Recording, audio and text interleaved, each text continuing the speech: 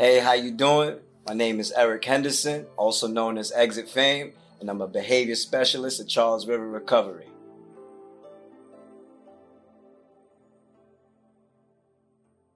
From Roxbury / my street, Fayston Street is it's kind of the cutoff between Roxbury and Dorchester. Born there, 1985. I grew up with a dad that was influenced by music in the 70s and that 80s scene, and a lot of that came with his lifestyle, with the way crack hit the neighborhood, and I would say my father was a very functional addict. He maintained a home. A lot of love was there. I always use the expression. We had Santa Claus. We put cookies and milk out for him because a lot of people in my neighborhood didn't. I went to Disney World before. A loving mom that was in the church, Morning Star Baptist Church, my second home. And, I didn't grow up like to be no rough kid or anything. I was a follower, a lot of stuff. My brother died at a young age, and I just gravitated towards kids on the street, and I just looked for brotherhood, and I got involved in a lot of the street stuff at a young age, and DUIS, just the expulsion, suspensions from school, and inside the house.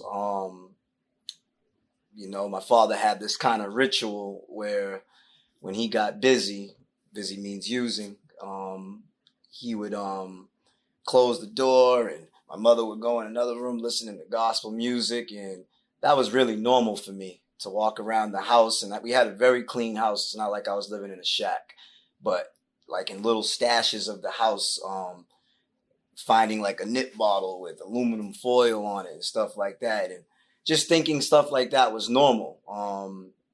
And did you know what it was? No, I had no idea what it was when I was young. It was kind of like an Easter egg hunt that I would, when they wasn't home or something like that, I would go and looking for those in the corner of the house,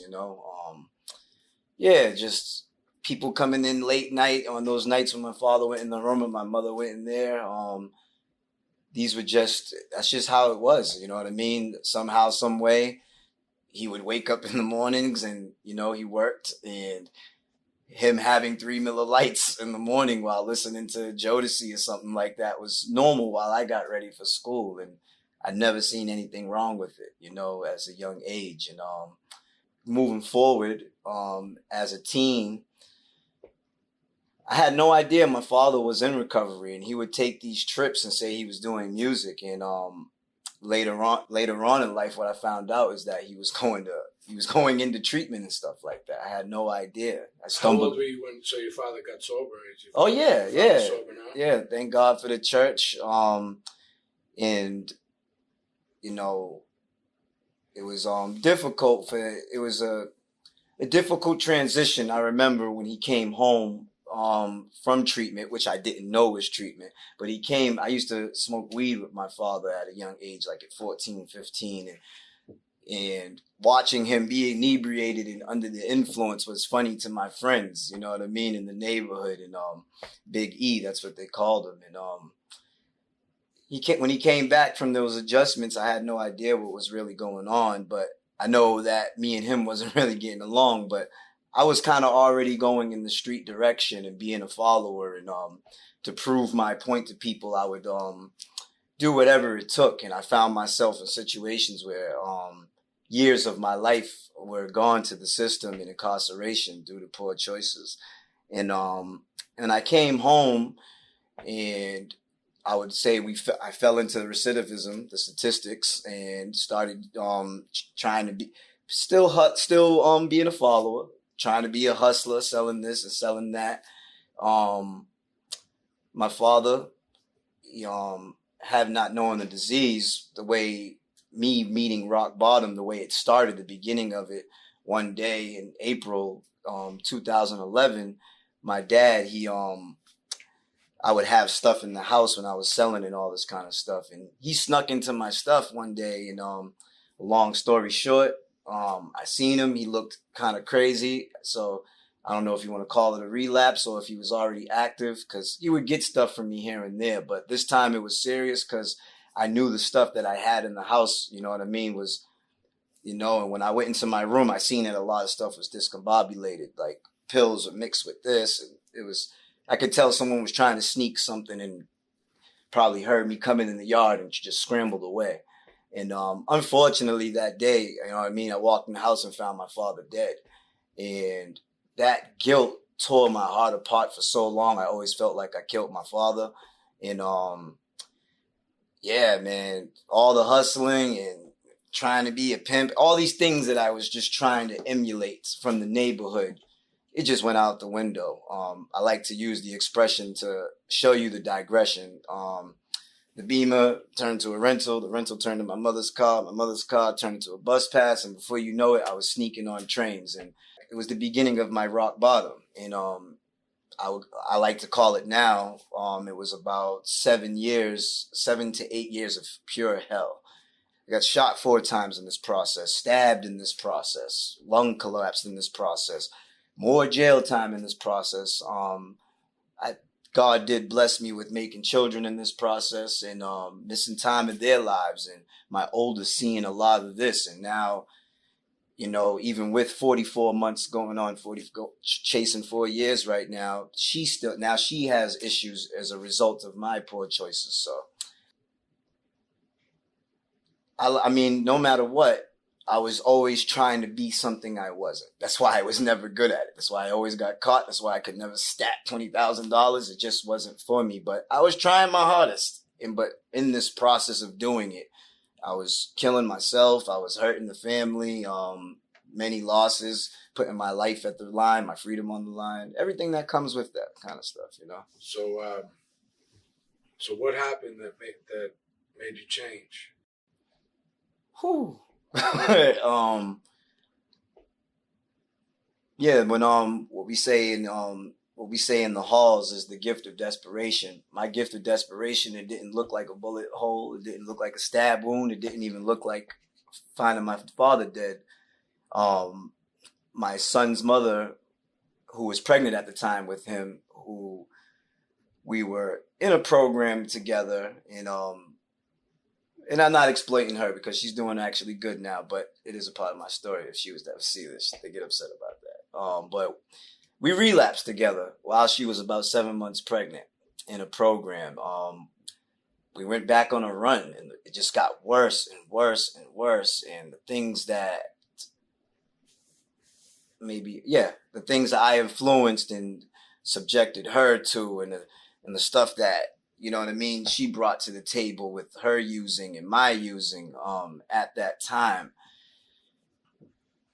It was a horror movie, man. You know what I mean? The things females do in active addiction and the things that guys go through with trying to hold on to a toxic relationship. Because I was not only addicted to the heroin, I was not only addicted to the crack and the bottle, I was also addicted to the toxic relationship, the hardest thing to get off of at that time. And basically what ended up happening, I had about 6 warrants. I was stealing from everywhere. I had a whole bunch of petty warrants. The cops kept coming to my mother's house, and this time they came, and I knew how it was to detox in a cell. I knew how it was to go through that. But also, I did know that there was a safe haven in treatment. There was enough seeds planted along the way that I knew that I might be able to get out of this thing if I go into treatment, but I didn't want to leave her out there. She would stay disappearing with guys, and you know what I mean? The whole kit and caboodle, and I was just in hell, like literally in hell. So basically, I made that choice to go to detox, and the difference was prayer in the beginning. I actually was just, that we say sick and tired of being sick and tired, but I really was and I was in that detox. She actually had money out there, and I don't know what it was, and I believe it was people praying for me as well. The seeds that were planted from so many commitments and so many people, and I believed that there was a way out. I just didn't understand how to do it. And I was in that detox, and through prayer and holding my seat. And I'm talking, the devil was working because she would come to the windows at the detox with money, like, let's go. Like, I went through it, man. Like, somehow I made it to the holding, and I've been through this process before. I'm program all-star. I know how to follow the packet they give you. I know what to say to the clinicians. I know, but through God's grace, I made it to the holding, and she was still going. And through God's grace, she got sectioned. And long story short, she ended up while sectioned. I had the privilege of these people coming in to the holding to run a group one day. And this is how my higher power works. They happen to be showing a film on babies being born with withdrawals. And like the size of a baby's kids, the size of a cell phone. And that finally scared the shit out of me. Because I was like, my son is in her, like they talked about what the kid goes through inside the stomach while the mother's using. And I just, it's, like I always felt that guilt of like feeling like I killed my dad, but I don't know. I felt in a weird way like my dad, I'm having a son, maybe like this is his legacy I can continue on. And I was fighting tooth and nail, man. I always have to give credit to Miss Paulette. She is so instrumental. She sat there in those council offices with me crying. She was a case manager? Yeah. Amazing human being. And unfortunately I made a bad choice that led me to the greatest moment of my life. On August 3rd, after making some bad choices on a pass, I had a plan to come back at 6 p.m. and 6 p.m. turned to 7 turned to 10 p.m. And through God's grace, an Uber came and it brought me back to the program. And that night, August 3rd, 2019, I had three choices. I could either go into this place and do what I always do. I can make up some delusional story that I truly believe of why I'm late. I could put some Vaseline on and think that I look good to you. And chug water in the morning and pass the test and off to the races. And I knew what that got me. Because through that, even though I made that bad choice, I was trying to hold my seat. Like I did want a better life, but the obsession and not telling on myself was beating my ass in my head. And through that relapse after getting 30 days, that night I had that choice to do that, or I can just walk right to Blue Hill Lab and say, F this place, I'll deal with it with the courts, probation can come get me. And I knew how that was. I knew how that goes. For the first time, I could just go in here and tell these people what I did.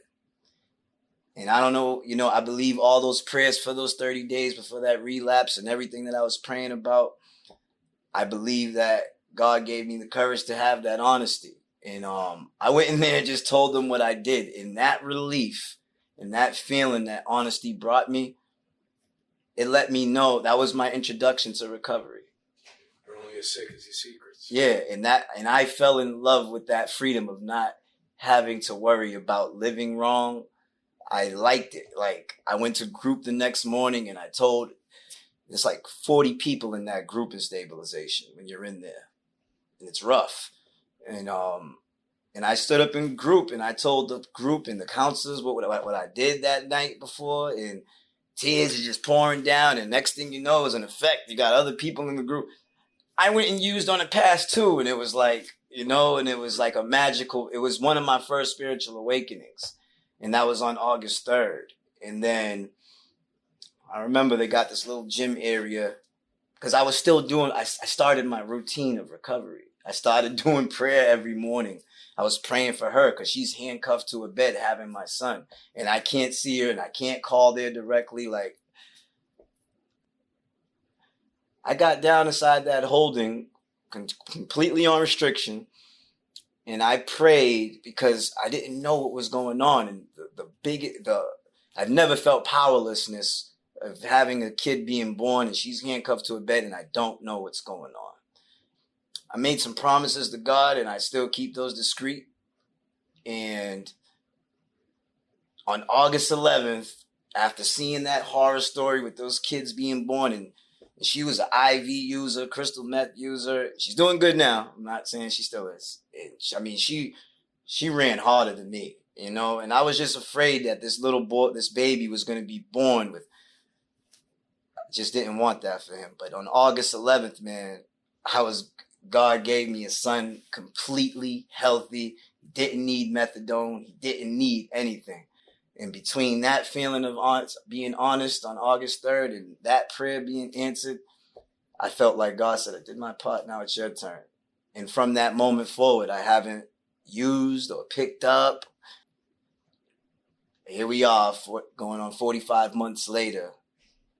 And I've had some bad days, but man, where my life is at now, it's amazing. And I used to never believe those people in the commitments when they would say, your worst day sober is better than your best day getting high. I never believed that. I just didn't. And it's true. It's true. I lost my brother, man, recently in November. I've gone through some things, but I think that this recovery process is just to show you how to deal with life on life's terms. And the sun comes up, and that same freedom that I got that night when I told them that what I did, I protect that. I like integrity. My definition is doing the right thing when no one's looking. And it works. I like the way I feel in my skin, and my dreams have come back. The things I'm doing is just endless. The traveling, the music, the people. I'm sitting here talking to you. You're like, this is not supposed to be happening for a kid like me that was smoking crack in Roxbury. Like, it doesn't work that way for us. People that I get using, I drive by Blue Hill Ave, even today, on my way to work. Since I was a kid, they're still there. Still getting high, you know. How long were you in active addiction for? How many years? Hardcore active addiction from like 26 to about 33, yeah. Hardcore. So 7 years in active addiction. Heavy. How many years were you locked up? Altogether, when I got released in 2017, my sentence 17 years and 3 months altogether. 17 years in prison. Not all at once, but when they give you your sentence, collectively, 17 years and 3 months. 17 years and 3 months locked up. 7 years in active addiction. Yeah. Today you're free. Free. The best 44 months of my life. And I'm trying to learn how to be an adult. You know, like, for instance, I just learned what the word equity means. Like, this, you know what I mean? Like, there's a lot I don't know, you know? Now, let me ask you, what does it mean to you? So you talked about all these case managers, these therapists, and these people that worked with you along the way in this one day at a time to get you to this 44, 45 months, right? Right. How does it feel to be one of those people for somebody else now? That is surreal. The groups that I've run, I've actually had the pleasure with two different, it could be more, but I know two different situations that I've watched their life change as of God working through me with them, and seeing that transformation for somebody that was where you were or worse. And this is God works at its finest. Someone asked me, what if this rap stuff really goes good for you and you ain't, are you gonna I would never stop working in recovery. This is it's what grounds you. It's what's, you know, got his days, but it's a lifestyle. It's a lifestyle, and I love it. I'm just happy with, you know what I mean? I have a big mess that I'm still cleaning from that 7 years, but what's that 17, like all that, I'm still cleaning messes from that, but I'm able to do it from this lifestyle. And my routine and my patterns of life are very important to how I live today. So what is it like working at Charles River Recovery? I wish when I was getting my life together, there was a place like this, you know.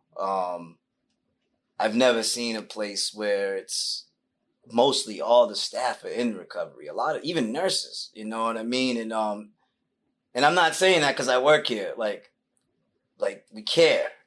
You know what I mean? Like even if I wasn't here, they care. Like I seen it. I'm on the day to day.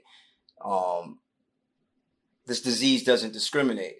So it opened my mind because I was only used to seeing one thing, people with absolutely nothing. And then you actually come in here and there's firefighters and people that run businesses with alcoholism and addiction problems. And it's like, I'm at home thinking about what I'm going to say at group now, what I'm going to bring to them.